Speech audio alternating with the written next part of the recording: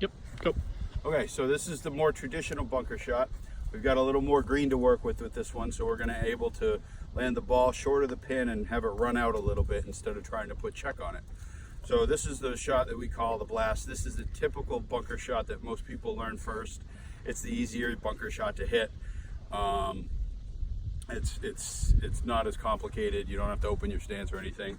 What we're going to do is we're just going to take a normal stance, and we're going to use the line again to kind of help us set up, because with the blast shot you want to hit about an inch, maybe inch and a half behind the ball, so that the sand will help slow down the club and it'll help carry the ball out towards the hole, but it won't have any spin on it.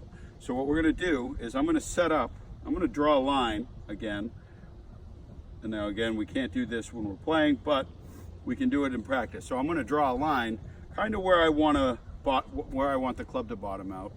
And what I'm going to do is I'm going to set up with that line in the middle of my stance.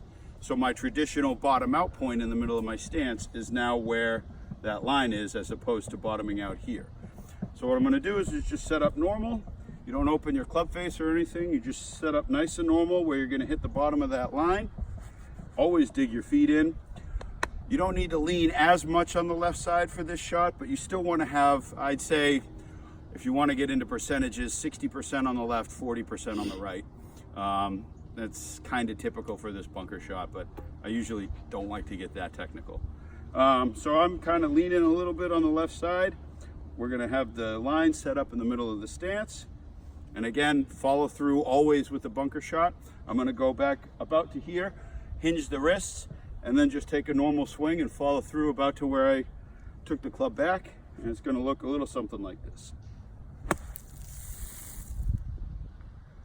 And I carried that a little too far, but as you can see, when the ball hit, it continued to run out, and I hit the club right where my line started, and the ball came out nice and smooth.